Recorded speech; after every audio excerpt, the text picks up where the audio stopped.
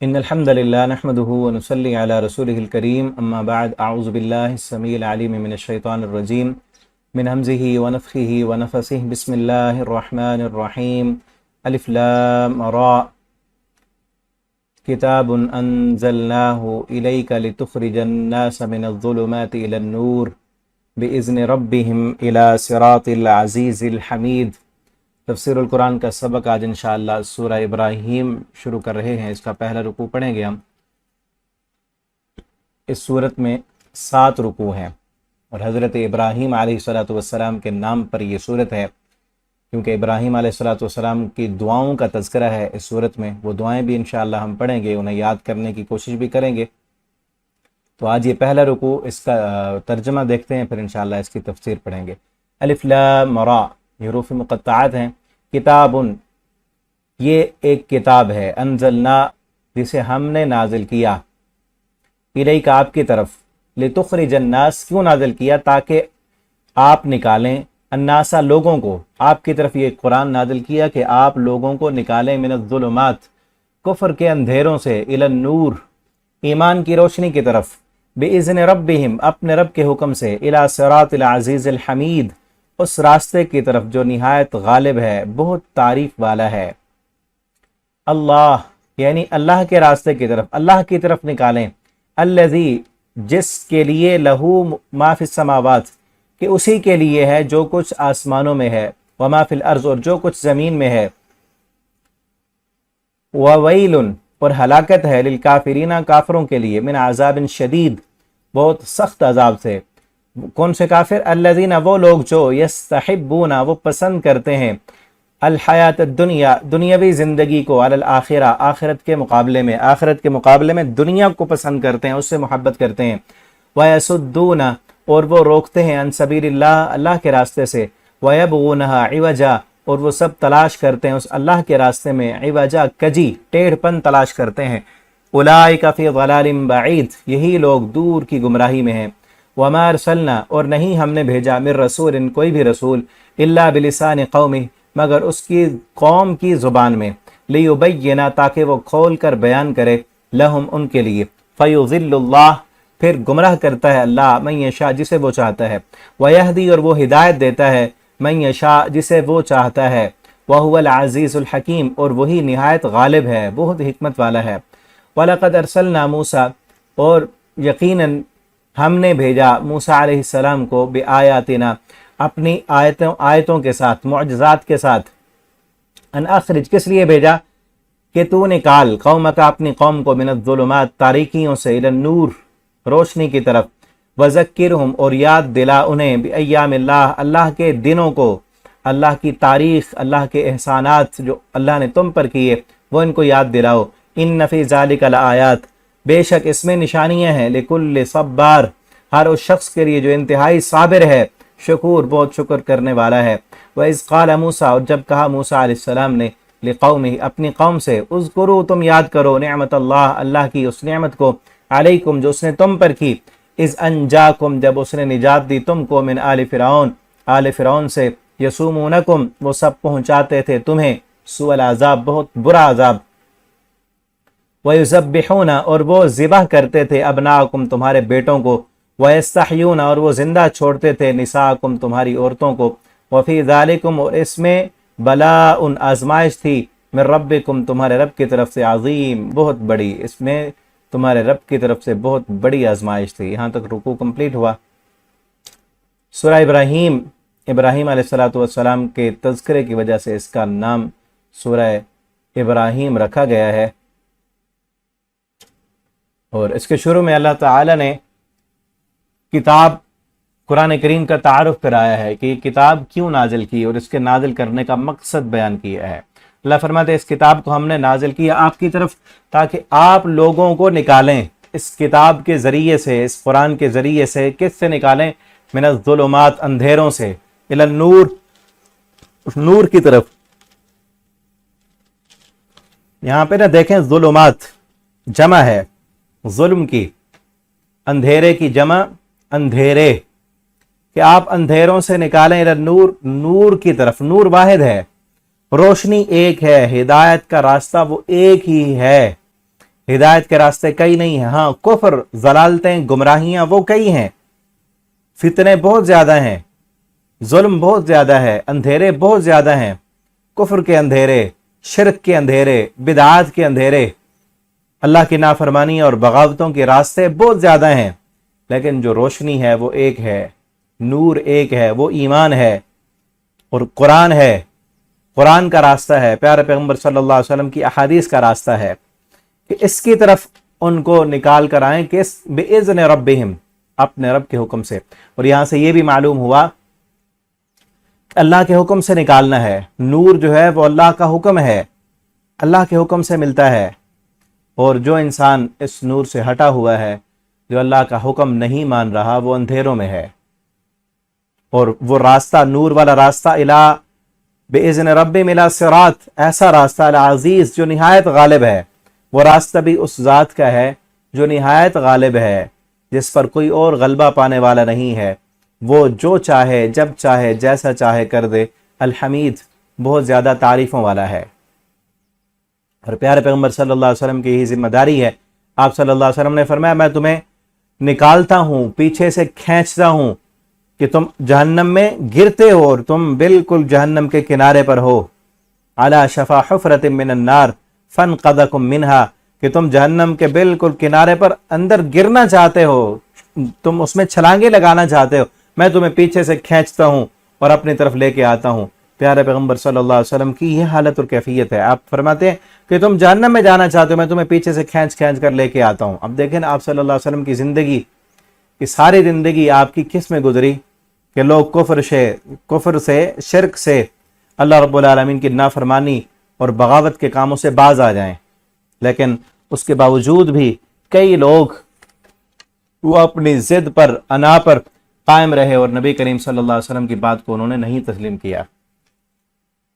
اور آج بھی جو بندہ قرآن کو پڑھتا ہے، اس کتاب کی تعلیم حاصل کرتا ہے، وہی بندہ ہی نور پر ہے، اور جس کو یہ کتاب نہیں آتی، کتاب انزلنا، جس کو اللہ نے نازل کیا ہے یہ قرآن، جس کو یہ پڑھنا نہیں آتا، وہ اندھیروں میں ہے، سارے دنیا کی ڈگریاں حاصل کر لے، سارے علوم اور فنون اکٹھے کر لے، دنیا کے اعلیٰ سے اعلیٰ ڈاکٹریٹ، انجینئرنگ کر لے، اگر قرآن پڑھنا نہیں آتا، کچھ پڑھا ہوا نہیں ہے، وہ اندھیروں میں ہے، وہ گمراہی میں ہے، وہ دنیا کے فن تو سے آتے ہیں، دنیا کمانے کے لائق وہ بن جائے گا، لیکن اصل زندگی جو آخرت کی زندگی ہے، وہاں جب مرنے کے بعد آنکھ کھلے گی تو وہاں اندھیرا ہی اندھیرا ہوگا۔ جو اس دنیا میں اندھیرے میں رہا، وہ آخرت میں اندھیرے میں ہوگا۔ دوسرے مقام پر اللہ فرماتے ہیں نا قرآن میں کہ ہم جو ہے، جو لوگ من اعرض عن ذکری فإن له معیشة ضنکا ونحشره یوم القیامة اعمی، جو ہمارے ذکر سے، قرآن سے، نماز سے منہ موڑتے ہیں، ہم ان کی زندگی کو پریشان کن بنا دیتے ہیں، ونحشره یوم القیامة اعمی، اور قیامت کے دن ہم انہیں اندھا کر کے اٹھائیں گے، اور وہ انسان اس وقت کہے گا قال رب لم حشرتنی اعمی وقد كنت بصیرا، اللہ تو نے مجھے نابینا کر کے کیوں اٹھایا، اندھا کر کے کیوں اٹھایا، میں تو جاننے والا، دیکھنے والا تھا، قد كنت بصیرا، میری تو آنکھیں کام کرتی تھیں۔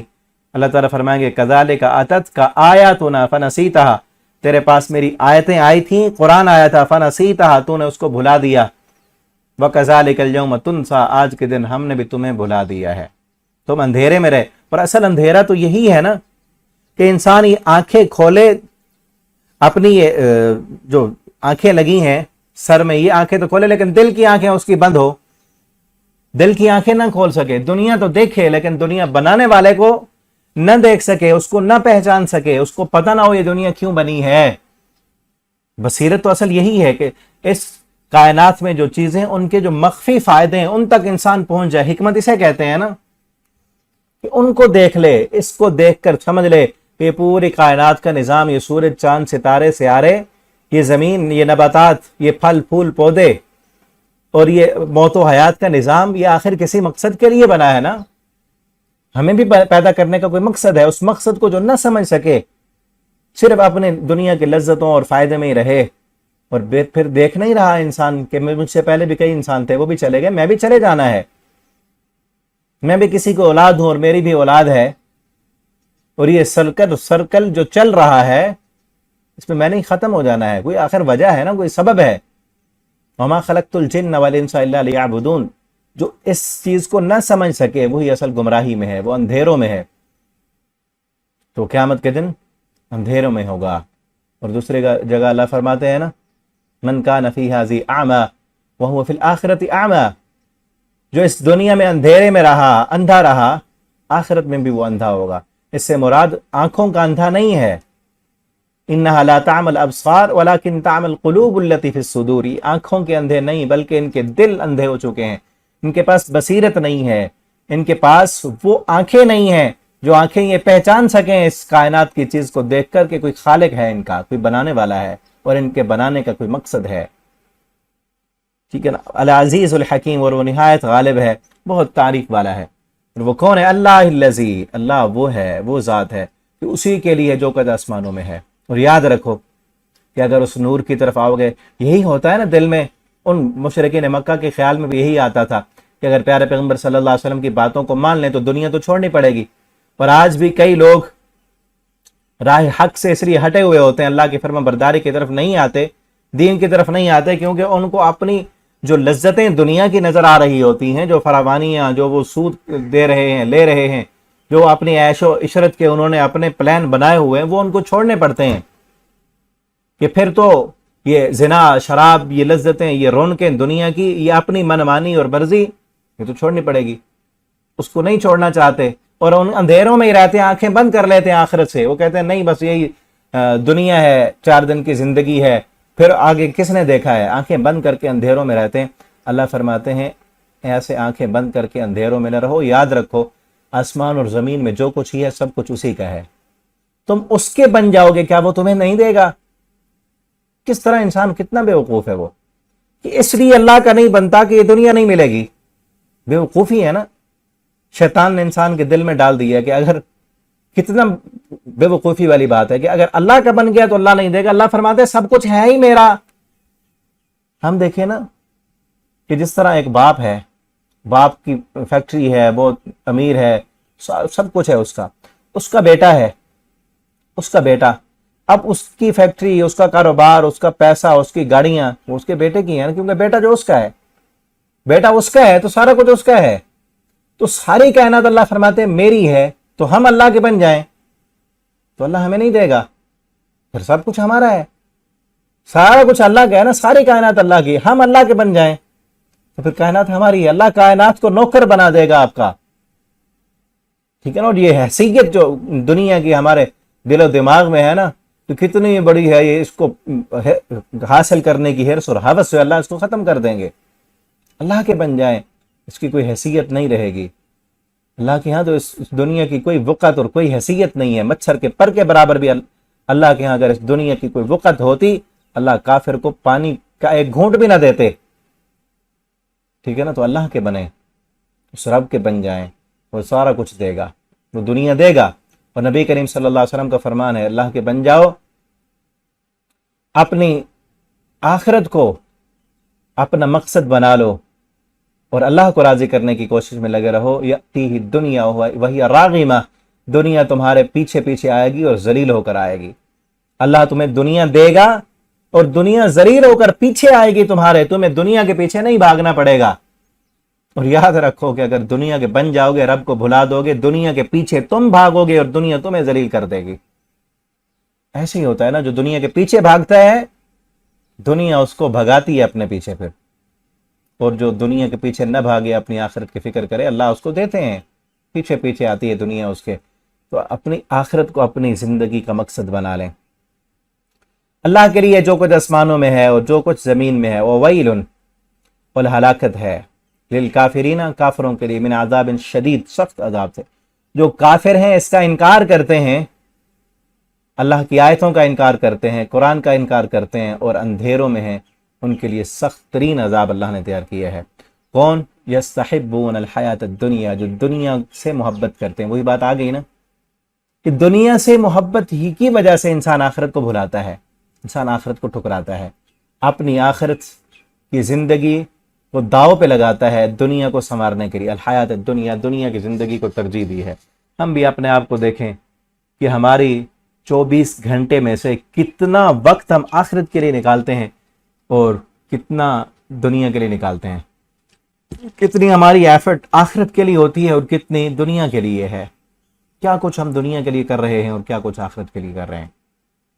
میں بھی دیکھوں اور آپ بھی دیکھیں کتنا ہمارا وقت آخرت کے لیے ہے اور کتنا دنیا کے لیے ہے. کیا محنت دنیا کے لیے کر رہے ہیں اور کیا آخرت کے لیے کر رہے ہیں. ذرا غور تو کریں نا اپنے آپ پر. سارا دن کس کی فکر میں گھومتے ہیں، کس کی فکر میں سرگرداں ہیں. کتنی محنت دنیا کا مال کمانے کے لیے، پیسہ اکٹھے کرنے کے لیے، دنیا کی سہولتیں اکٹھے کرنے کے لیے، بچوں کا مستقبل بنانے کے لیے ہم کر رہے ہیں، اور آخرت کے لیے کیا کچھ کر رہے ہیں. اپنے بچوں کی آخرت بنانے کے لیے کتنی محنت کر رہے ہیں. دیکھیں نا، ذرا فکر تو کریں نا. ہم یہ سرسری ایک ہوتا ہے، سرسری طور پر نماز پڑھ لینا، روزہ رکھ لینا، اور پھر اس نماز میں بھی سوچ دنیا سنوارنے کی ہو تو ذرا تو کچھ خیال کرے نا اپنا. صرف کلمہ پڑھ لینے سے تو جنت نہیں مل جائے گی. اپنی زندگی کا مقصد آخرت بنا لیں. ہاں، دنیا کمانا کوئی معیوب بات نہیں ہے، حلال طریقے سے کمائیں، جائز طریقے سے کمائیں، تاکہ دنیا کی سہولتیں ہمیں میسر ہوں اور ہم آسانی سے اللہ کی مدد کر سکیں. ہم آسانی سے اللہ کے دین کی مدد کر سکیں، اللہ کے دین کو غالب کر سکیں. ہمیں پیسہ ملے، حلال کمائیں، اس پیسے کو اللہ کے دین پر ہم خرچ کریں تو بہت فضیلت والا عمل ہے. لیکن پیسہ صرف اس لیے کما رہے ہیں کہ ہماری عیش و آرام کا سامان ہو، ہماری سہولتیں ہوں، اور اپنی منمانی اور مرضیاں کر سکیں اور دنیا کا عیش و آرام کر سکیں، تو پھر اللہ کی نافرمانی اور بغاوت ہے. دنیا کو ترجیح دینا ہے. اصل زندگی اپنی زندگی کا مقصد آخرت بنائیں. ٹھیک ہے نا. آپ دیکھیں فکر، اپنے نبی صلی اللہ علیہ وسلم نے فرمایا من کان آخر ہمہ، جس بندے کی زندگی کا مقصد آخرت بن جائے، اللہ اس کے دنیا کے سارے کاموں کو درست کر دیتے ہیں. کہ دنیا کے سارے کام اللہ سنوار دیتے ہیں، سمر جاتے ہیں کام، سمٹ جاتے ہیں کام اس کے. اور اب یہ دیکھیں کہ ایک بندہ نا، اس کو اگر اللہ نہ کرے اسے پتہ چلے کہ اس کو کینسر ہو گیا ہے، اس کو کینسر ہو گیا ہے، ڈاکٹر اسے بتا دیں کہ آخری سٹیج پر ہے، کینسر ہے. اب وہ کیا کرے گا؟ کیا اس کو دنیا کی لذتیں نظر آئیں گی؟ وہ اس طرف گھومے پھرے گا کہ میں فلاں کلب میں بھی جاؤں، میں فلاں چیز بھی کھا لوں، میں وہ عیش و آرام بھی کر لوں. اس کو تو ہمیشہ یہ فکر رہے گی کہ کون سا ایسا علاج کروں کہ میرا یہ مرض جو ہے ختم ہو جائے، میرا یہ مرض ختم ہو. اس کو تو مرض سے ہے نا. جب مرض ہی نہ ختم ہوا تو کیا لذتیں اور کیا عیش و آرام اور کیا بینک بیلنس اور کیا اس کی کوٹھیاں اور گاڑیاں کیا کریں گی؟ سب کچھ ہی ختم ہے نا، سب کچھ ختم ہے. اس کو فکر اس کی ہوگی کہ میری یہ بیماری ٹھیک ہو جائے تو سارا کچھ مل جائے گا، پھر عیش و آرام بھی ہوگا، پھر یہ محل بھی ہوں گے، پھر یہ گاڑیاں، یہ بنگلے، یہ مال و دولت، یہ سب تبھی کام آئیں گے، یہ تبھی لذتیں ملیں گی جب صحت ہوگی. جب صحت ہی نہ ہوئی، زندگی ہی نہ رہی تو کیا کرے گا؟ اسی طرح آپ دیکھیں جو اصل زندگی ہے، آخرت کی زندگی، ہمیشہ ہمیشہ کی زندگی، جس میں موت نہیں ہے، جس میں بیماری نہیں ہے، جس میں بڑھاپا نہیں ہے، وہ زندگی جو ہمیشہ ہمیشہ کی زندگی ہے، اگر اس میں بھی ہم ناکام ہو گئے تو پھر یہ دنیا کی زندگی، یہ لذتیں، یہ رونقیں، یہ کس کھاتے کی؟ یہ تو سب کچھ ختم ہو جائے گا. اب دیکھیں پیچھے جو ہم زندگی گزار چکے ہیں، کتنی لذتیں ہم نے لی، کتنا عیش و آرام کیا، کیا کچھ کر لیا، کیا کچھ کیا. وہ سارا کچھ ایسے نظر آتا ہے جیسے ایک دن ہو، خواب ہی نظر آتا ہے. پوری زندگی، چاہے جس نے 30 سال گزارے ہیں، 60-70 سال ساری زندگی گزارے بیٹھا ہے، تو اس کو ایسے لگتا ہے کہ ایک دن تھا. اور کتنا جی لیں گے ہم؟ 60 سال، 70 سال، زیادہ سے زیادہ 80، 90، 100 سال تک کوئی ایک آدھ پہنچتا ہے نا 100 میں سے، ورنہ عموماً 60-70 سال. اس کے بعد کیا ہے؟ آخر تو جانا ہے نا، آخر جانا ہے. تو جو زندگی 60-70 سال کی ہے، اس کے لیے کتنی محنت، کتنی کوشش، کیا کچھ کر رہے ہیں ہم. اور جو زندگی ہمیشہ ہمیشہ کی ہے، نہ ختم ہونے والی ہے، اور ایسی ہے، ایسی زندگی ہے کہ اس کے صرف 2 ہی پہلو ہیں: یا انتہا درجے کا عیش و آرام، انتہا درجے کی لذتیں جو چاہو گے وہ ملے گا، یا پھر انتہا درجے کے عذاب، سخت ترین عذاب، اس کے علاوہ تیسرا کوئی پہلو نہیں ہے. یا جنت ہے یا جہنم ہے. اب دیکھیں بالکل اسی طرح جس طرح دنیا میں کینسر لگا ہو ایک بندے کو تو اس کو دنیا کی لذتیں کیا لذتیں لگتی ہیں. اسی طرح جس بندے کو یہ فکر لگی ہو کہ آخرت میں ناکام ہو گیا تو کیا بنے گا، اس کو یہ دنیا کی لذتیں کیا رہیں گی، پھر اس کے لیے کیا وقت رکھتی ہیں. یہ وہ چھوٹے چھوٹے چیزوں کی خاطر اس نے میرا دل دکھا دیا، اس نے مجھے دعوت پہ نہیں بلایا، اس نے مجھے عزت نہیں دی، وہ فلاں کے ساتھ میں نے بولنا نہیں ہے، فلاں کے ساتھ قطع تعلقی ہے، اور فلاں دنیا کا مال اکٹھا کر لوں، فلاں چوری کر لوں، فلاں ڈاکہ ڈال لوں. اس کو یہ چیزیں کیا وقت رکھتی ہیں اس کے سامنے. گاڑی ملی ہے مل گئی، نہیں ملی نہ ملے، گھر مل گیا ٹھیک، نہیں ملا کرائے کے مکان میں رہ رہا ہے، کوئی مسئلہ نہیں ہے. اس کو تو فکر یہ ہوگی کہ اصل تو وہ ہے، عیش و آرام تو وہ ہے. بالکل اسی طرح جس طرح کینسر والے بندے کو فکر یہ ہے میرا کینسر ختم ہو جائے، اس کو یہ فکر نہیں ہے کہ آج مجھے آم نہیں ملے یا 2-4 کم مل گئے ہیں. اس کو یہ فکر تو نہیں ہوگی. آم کو وہ کیا کرے گا، لذت اور کھائے گا تب ہی جب اس کی صحت ہوگی، اس کو تو نقصان ہے. اسی طرح جس کی فکر آخرت کی ہے، آخرت سنوارنے کی ہے، اس کو دنیا کے آنے اور نہ آنے کی کوئی پرواہ نہیں ہوتی. دنیا آئے اس کو خوشی نہیں ہوتی، دنیا نہ ملے اس کو غم نہیں ہوتا.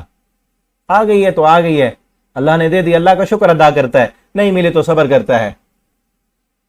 دنیا آ جاتی ہے تو شکر کرتا ہے، آخرت سنور جاتی ہے اس کی. دنیا نہیں ملتی، صبر کرتا ہے، تب بھی آخرت سنور جاتی ہے. مقصد تو آخرت ہے. دنیا مل گئی، شکر کیا اللہ کا، شکر ادا کیا تو اللہ نے اور آخرت میں درجات بلند کر دیے. نہیں ملی، صبر کیا، اللہ نے آخرت بنا دی. مشن تو آخرت ہے. تو اس لیے اپنی زندگی کا مقصد ترجیحات کو دیکھیں اور اپنی ترجیحات کو آخرت بنائیں.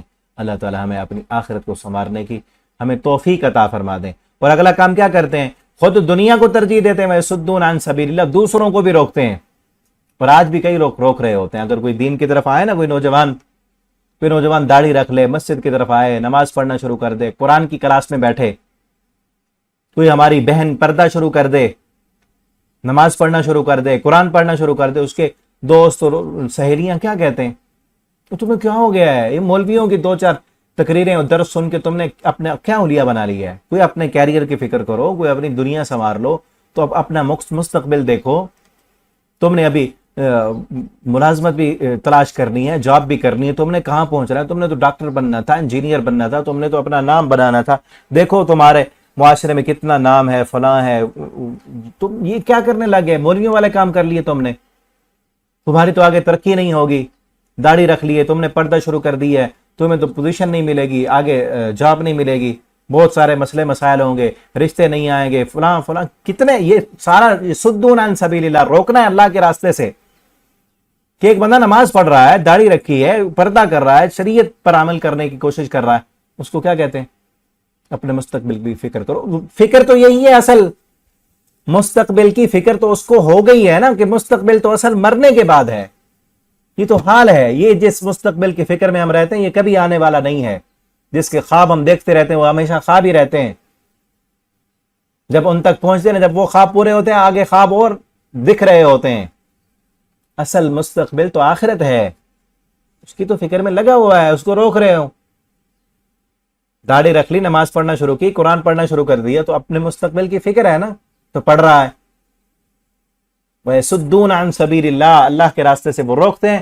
خود بھی دنیا کو ترجیح دی ہوئی ہے، دوسروں کو بھی دنیا کی ترجیحات سکھاتے ہیں، آخرت سے غافل کرتے ہیں. وَيَبْغُونَهَا عِوَجًا، اور اس میں کجی تلاش کرتے ہیں.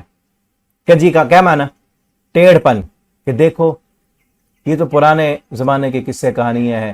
یا پھر قرآن میں کوئی عیب تلاش کریں گے، نقص تلاش کریں گے، ڈھونڈیں گے، کوئی خامی مل جائے، کوئی ایسی باتیں مل جائیں جو آپس میں ایک دوسرے کے خلاف ہوں، تاکہ وہ بتایا جا سکے کہ دیکھو فلاں جگہ پر تو یہ بات لکھی ہے اور فلاں جگہ پہ یہ لکھی ہے، یہ آپس میں اختلاف ہے. یا پھر قرآن میں نہ مل سکے تو قرآن پڑھنے والے انسان تو خطا کا پتلا ہے، چاہے مسلمان ہے، جتنا اعلیٰ سے اعلیٰ بن جائے. پیغمبروں کی جو شخصیات ہیں وہ گناہوں سے اللہ تعالیٰ ان کو بچا کر رکھتے ہیں. باقی ہر انسان اس سے کوئی نہ کوئی غلطی ہو جاتی ہے، تو وہ کلمہ پڑھنے والے مسلمانوں کی غلطیاں دوسروں کے سامنے دکھائیں گے. دیکھو تم قرآن پڑھنا شروع کر دیے، فلاں بھی قرآن پڑھتا ہے، فلاں بھی مسلمان ہے، اس کا حال دیکھو، اس نے فلاں موقع پہ جھوٹ بولا ہے، وہ 2 نمبری کی ہے. تو وہ بھی انسان ہے، غلطی تو ہر انسان سے ہوتی ہے. وہ دکھاتے ہیں، عیب تلاش کرتے ہیں. اسی لیے ہے نا کہ کسی کی غیبت مت کرو. ایسے ہے ہر انسان میں کوئی عیب ہے, کوئی خامی ہے, کوئی نقص ہے, کہ وہ پھر مسلمانوں کے عیب, نکتہ چینیاں, نمازیوں کے عیب, دینداروں کے عیب, ان کی غلطیاں اور خامیاں کوتاہیاں لا کر سامنے رکھیں گے. دیکھو ان میں یہ غلطیاں ہیں, یہ کمیاں کوتاہیاں, تم ان جیسا بننا چاہتے ہو, چھوڑو ان کو, چھوڑو. اب یہ قرآن تو نہیں سکھاتا نا, غلطی ہر انسان میں ہے, اس غلطی کے بعد معافی مانگی تو اللہ تعالیٰ معاف فرما دیتے ہیں. وَيَبْغُونَهَا عِوَجًا, ٹیڑھ پن تلاش کرتے ہیں. اولئک فی ضلال بعید, اللہ فرماتے ہیں یہ دور کی گمراہی میں ہے, یہ گرے ہوئے ہیں اس گمراہی میں. تو ہم دیکھیں کہیں ہمارا یہ رویہ تو نہیں. ٹھیک ہے علماء سے غلطی ہو جاتی ہے, کوئی فرشتے نہیں ہیں. کیا ہم کسی عالم کی غلطی کو دیکھ کر اپنے آپ کو دین سے دور تو نہیں کر رہے؟ اپنے آپ کو دین سے متنفر نہ کریں, دین سے دور نہ ہوں. ٹھیک ہے نا, قرآن و سنت کا مسئلہ, چاہے آپ کو کسی نے بتایا ہے, کسی نے آپ کو پڑھایا ہے, آپ کا استاد ہے, وہ بھی تو انسان ہے, اس سے بھی تو غلطی ہو سکتی ہے.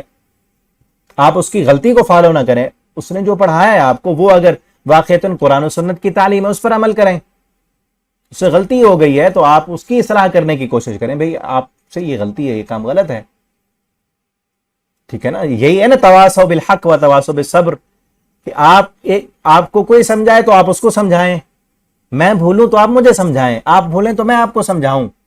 یہی ہے تواصوا بالحق, تواصی ایک دوسرے کو وصیت کرنا حق کی, اللہ کی طرف بلانے کی. اور جو اللہ سے ہٹے ہوئے لوگ ہیں, دنیا کو ترجیح دیتے ہیں, وہ ٹیڑھ پن تلاش کرتے ہیں, وہ غلطیوں کو پکڑ کر دوسروں کو بھی بتاتے ہیں کہ دیکھو یہ غلطی ہے اس میں, تو لہٰذا ہم نے بھی یہ راستہ اختیار نہیں کرنا.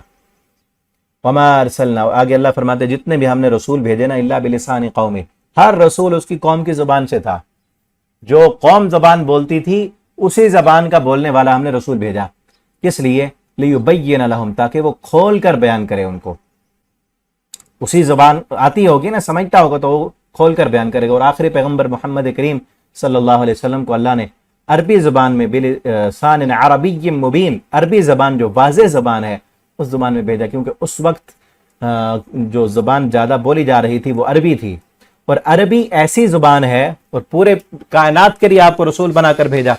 اور عربی ایسی زبان ہے کہ پوری کائنات کی زبانوں کی سردار ہے, کیونکہ اب بہت ساری زبانیں بولی جا رہی تھیں, آخری پیغمبر پوری کائنات کے لیے بھیجے گئے, تو ایک ہی زبان میں بھیجنا تھا نا. تو اس زبان کا اللہ رب العالمین نے چناؤ کیا جو زبان تمام زبانوں سے فصیح و بلیغ تھی, کہ جس زبان میں وضاحت, فصیح و بلیغ کا کیا مطلب ہے, یہ پہلے بھی شاید میں بتا چکا ہوں آپ کو, کہ فصاحت و بلاغت کا مطلب یہ ہے کہ اس میں کم الفاظ میں, الفاظ اس کے کم ہیں, حروف تہجی ہے وہ کم ہیں. اردو میں زیادہ لفظ بولے جاتے ہیں حروف تہجی کے, انگلش میں زیادہ ہیں, اور باقی زبانوں میں ان کی تعداد زیادہ ہے, نہیں زیادہ لفظ بولنے پڑتے ہیں, ان کا تلفظ اور مخارج ادا کرنے پڑتے ہیں. لیکن عربی حروف تہجی کے اعتبار سے بہت مختصر لفظ ہیں اس کے, اور اپنا معنی سمجھانے کے لیے بڑی وسیع و بلیغ ہے. اور کئی موقعوں پر وہ چیزیں آتی رہتی ہیں آپ کے سامنے کہ اردو میں وہ لفظ ہی نہیں ہوتا ہمارے پاس, وہ لفظ نہیں ہوتا ہمارے پاس کہ اس کا ترجمہ کریں, اس کی وضاحت کرنی پڑتی ہے آگے پیچھے دو چار لفظ لگا کر. لیکن عربی میں وہ لفظ موجود ہوتا ہے کہ جس کا معنی الگ الگ سے کیے جاتے ہیں, فصیح و بلیغ زبان ہے. اور پھر آج کے دور میں تو یہ بھی ہے نا کہ ہر زبان میں اس کا ترجمہ ہو چکا ہے. قرآن کریم کا, احادیث کا ہماری اردو زبان میں ترجمہ ہو چکا ہے, اور انگلش میں, فارسی میں, کئی دنیا کی اکثر زبانوں میں جو زیادہ تر بولی جاتی ہیں ان میں قرآن کا ترجمہ ہو چکا ہے, اور ہر گھر میں وہ پہنچ چکا ہے. اور انٹرنیٹ, موبائل کے ذریعے نیٹ پر آپ جس زبان میں چاہیں وہ آپ دیکھ سکتے ہیں اور پڑھ سکتے ہیں. ٹھیک ہے. اور دوسری یہاں سے یہ بات بھی معلوم ہوئی کہ جو آج بھی مبلغ ہیں, سمجھانے والے, درس دینے والے, دوسروں کو پڑھانے والے, انہیں بھی چاہیے کہ ان کو ان کی قوم کی زبان میں پڑھائیں, سمجھائیں. ٹھیک ہے نا. جو انسان جس قوم کو سمجھانا چاہتا ہے اس کی جو زبان ہے جو وہ اچھے طریقے سے سمجھ سکتے ہیں, اس زبان میں اس کو سمجھائے. ایسے ایسے الفاظ استعمال نہ کرے جو وہ لوگ سمجھتے نہ ہوں. ٹھیک ہے نا. کئی جو بڑے لیول کے علماء ہوتے ہیں وہ اپنے تقاریر میں, اپنے درس میں کچھ ایسی ٹرمز یوز کرتے ہیں, حدیث کی, عربی کے کچھ ایسے الفاظ بولتے ہیں کہ جو عام لوگوں کو سمجھ نہیں آتے ہیں, ان کے لیے مشکل ہوتا ہے. تو اس لیے ایسے لفظ استعمال کرنے چاہیے, اور چاہیے جو اس قوم کو سمجھ آئے. ٹھیک ہے نا. اب اگر کوئی بندہ عالمی لیول پر کام کرنا چاہتے ہے تو اس کو جو عالمی زبان ہے وہ زبان سیکھنی چاہیے. اور زبان جس طرح ہمارے عالمی مبلغ ہیں ڈاکٹر ذاکر نائک حافظ اللہ تعالیٰ، اللہ تعالیٰ ان کی حفاظت فرمائے، عالمی مبلغ ہیں تو عالمی زبان پر ان کو پوری فوقیت ہے، اس پر وہ گفتگو کرتے ہیں اور انگلش میں وہ بڑی اچھی سپیچ کرتے ہیں ان کی، بلکہ اپنی زبان بھی انگلش ہے. اور اسی طرح اردو زبان بھی انہوں نے سیکھی ہے، کیونکہ ایک دنیا کے بہت بڑے علاقے میں اردو زبان بولی جاتی ہے. انڈیا میں 99% لوگ اردو کو سمجھتے ہیں، پاکستان میں 100% لوگ اردو کو سمجھتے ہیں. ٹھیک ہے، اسی طرح باقی کئی ملکوں میں بہت کثرت کے ساتھ ایسے لوگ موجود ہیں جو اردو زبان سمجھتے ہیں. تو اس لیے اردو میں بات کرنا، سمجھانے کے لیے اپنی قوم کو، تو اس کو سمجھنا. اس طرح پشتو ہے، اگر کوئی بندہ اپنے پشتو میں ان لوگوں کو سمجھانا چاہتے ہیں، بہت زیادہ لوگ سمجھتے ہیں لیکن اتنا زیادہ نہیں ہے جتنا اردو سمجھنے والے ہیں. ٹھیک ہے، اسی طرح عربی زبان بھی بہت زیادہ ملکوں میں بولی جاتی ہے اور قرآن کی زبان ہے. اور یاد رکھیں جنت کی زبان بھی عربی ہے. ٹھیک ہے نا، قرآن کی زبان عربی ہے، ہمارے پیغمبر صلی اللہ علیہ وسلم کی زبان عربی ہے، جنت کی زبان عربی ہوگی، قبر میں جو سوال و جواب ہوں گے عربی میں ہوں گے. تو اس لیے ہمیں عربی بھی سیکھنی چاہیے. ٹھیک ہے نا، عربی بھی سیکھنی چاہیے، کوشش کرنی چاہیے اس کی سیکھنے کی، اس کو پڑھنے کی، کچھ نہ کچھ تو ہمیں آنی چاہیے نا. لیبین لہم، تاکہ کھول کر بیان کریں ان کے لیے. فیضل اللہ، تو اللہ تعالیٰ گمراہ کرتا ہے جسے چاہتا ہے. یاد رکھیں یہ پہلے بھی میں بتا چکا ہوں، اللہ نے جو صلاحیتیں دی ہیں اگر کوئی انسان ان کو استعمال نہ کرے تو اللہ وہ صلاحیت چھین لیتے ہیں. جن لوگوں نے دنیا کو ترجیح دی، حق قبول کرنے کی صلاحیت بار بار ابھری، انہوں نے اس کو دبا دیا اور ختم کر دیا، نہیں اس پر عمل کیا انہوں نے، تو اللہ تعالیٰ وہ صلاحیت حق قبول کرنے کی سلب کر لیتے ہیں. تو اسی کا مطلب ہے اللہ تعالیٰ پھر جب صلاحیت چھین لی تو کون اس کو ہدایت دے سکتا ہے؟ اور اللہ تعالیٰ جسے چاہتے ہیں ہدایت دیتے ہیں. وَيَهْدِي إِلَيْهِ مَنْ أَنَابَ، اللہ اسے ہدایت دیتے ہیں جو اس کی طرف کوشش کرتا ہے، جو آتا ہے، جو اپنی دنیا کے پیچھے نہیں پڑتا اور یہ سمجھ لیتا ہے کہ دنیا بھی تو میرے رب کی ہے نا، تو میں اس کا بن جاؤں تو وہ دے گا سب کچھ. اللہ ہمیں ان لوگوں میں شامل فرما لیں جنہیں اللہ رب العالمین ہدایت عطا کرتے ہیں اور اللہ تعالیٰ سے ہدایت مانگا کریں. ٹھیک ہے نا. رب اشرح لی صدری ویسر لی امری واحلل عقدۃ من لسانی. اللہم ربنا لا تزغ قلوبنا بعد اذ ہدیتنا وہب لنا من لدنک رحمہ. اللہ تو نے ہمیں ہدایت دی ہے، ہمارے دلوں کو اب ٹیڑھا نہ کرنا، ہدایت کے بعد اس ہدایت سے ہٹا نہ دینا بلکہ اس پر ثابت قدم رکھنا. اور پیچھے جو ہم یوسف علیہ السلام کی دعا پڑھ کے آئے ہیں، فاطر السماوات والارض انت ولی فی الدنیا والآخرہ توفنی مسلما والحقنی بالصالحین. اس دعا کو بھی یاد کریں اور پڑھتے رہیں. آگے تھوڑا سا تذکرہ موسیٰ علیہ السلام کا ہے. ہم نے موسیٰ علیہ السلام کو بھیجا اپنی نشانی اور معجزات دے کر کے، تو نکال اپنی قوم کو اندھیروں سے. وہی بات ہے کہ وہ بھی اندھیروں میں تھے، کفر کے، ضلالت کے، گمراہی کے، اور فرعون کی پوجا کر رہے تھے، کوئی بتوں کی پوجا کرتے تھے، فرعون نے غلام بنایا ہوا تھا. ان کو نکال ان اندھیروں سے الی النور، نور کی طرف، اللہ کی توحید کی طرف اور اللہ کے احکامات کی طرف. وذکرہم، اور انہیں یاد دلا اللہ کے دنوں بایام اللہ. یہ بات میں پہلے کہہ چکا ہوں نا. تذکیر، دو طریقے ہیں قرآن میں سمجھانے کے. تذکیر بآلاء اللہ، اللہ تعالیٰ اپنی قدرت کے دلائل دکھا کر سمجھاتے ہیں. تذکیر بایام اللہ، اللہ تعالیٰ اپنے تاریخ دکھا کر، اپنے تاریخی جو بڑے بڑے کام ہوئے ہیں، اللہ کے جو فیصلے ہوئے ہیں بڑے بڑے، وہ دکھاتے ہیں کہ دیکھو پیچھے غور کرو، اللہ کی تاریخ کو پڑھو، وہ دیکھو کہ اللہ نے کیا کیا. قرآن میں وہ بھی ہے، وہی ہے ذکرہم بایام اللہ. انہیں اللہ کے دنوں کی تاریخ بتاؤ کہ پیچھے کیا ہوا اور اللہ نے تمہارے اوپر کیا کیا احسانات کیے. وقت یاد کرو، اس میں تمہارے لیے بڑی نشانیاں ہیں. ہر صبر کرنے والے اور شکر گزار کے لیے بڑی نشانیاں ہیں. اور موسیٰ علیہ السلام نے وہ وقت یاد دلایا کہ اذ قال لقومہ، کہ جب کہا تھا موسیٰ علیہ السلام نے اپنی قوم سے، اذکروا، یاد کرو تم اللہ کی نعمت کو جو اللہ نے تم پر کی، جو اللہ نے تم پر احسانات کیے. کیا احسانات؟ کہ تمہیں نجات دی آل فرعون سے. فرعون نے کس طرح تم کو غلام بنایا ہوا تھا اور مفت کے تم سے مزدوریاں کرواتے تھے. کتنا بڑا ظلم تھا. آپ دیکھتے ہیں نا احرام مصر جو بنے ہوئے ہیں، آج جدید ٹیکنالوجی کے دور میں بھی بنانا بڑا مشکل ہے ان کو، کس طرح وہ بنے ہوئے ہیں. اور اس وقت ان کے پاس کوئی ٹیکنالوجی نہیں تھے. اتنے بڑے بڑے پتھر انسان اٹھا کر اوپر لے جاتے تھے، رسیوں سے باندھ کر اوپر سے کچھ کھینچتے تھے اور کچھ نیچے سے ان پتھروں کو اوپر کی طرف لے کر جاتے تھے. وہ سارے اسرائیلی تھے، مزدور، کوئی ان کو اجرت نہیں دی جاتی تھی. جانوروں کی طرح شام کو چارے اور کچھ نہ کچھ کھانے کے لیے دے دیا جاتا تھا تاکہ کل کو یہ پھر مزدوری کر سکیں. اور پھر اوپر پتھر لے جاتے، جب وہ پتھر پھسلتا یا رسی ٹوٹتی تو اس پتھر کے نیچے کئی لوگ دب کر مر جاتے اور ان کے خون اور ان کی ہڈیاں انہی احرام مصر میں دفن کر دی جاتی. ان احرام مصر میں کئی اسرائیلیوں کا خون ہے. یہ فرعون ظلم کرتا تھا ان پر. تو اللہ نے نجات دلائی موسیٰ علیہ السلام کے ذریعے. وہی یاد کرا رہے ہیں کہ اس وقت کو یاد کرو کتنی اللہ نے بہت بڑی نعمت کی تم پر کہ فرعون کی غلامی سے نجات دی کہ اعلیٰ فرعون. اور پھر ایک بہت بڑا ظلم یہ تھا کہ وہ یسومونکم سوء العذاب، بہت برا سزا دیتے تھے، تم کو عذاب پہنچاتے تھے کہ تمہارے بیٹوں کو ذبح کرتے تھے. آگے آئے گا اس کی تفسیر سورہ قصص میں اور جگہوں پر بھی ہے کہ اس کو نجومیوں نے بتایا تھا کہ ایک بچہ پیدا ہوگا بنی اسرائیل سے جو تمہارے غلام ہے اور تیری بادشاہت کو ختم کر دے گا. اس نے کہا کہ میں ان کو ذبح کروں گا، ان کے بچوں کو. اللہ نے پھر اپنی قدرت سے موسیٰ علیہ السلام کو اسی کے گھر میں پالا. اللہ کی بڑی کمال قدرت ہے، پڑھیں گے آگے انشاءاللہ.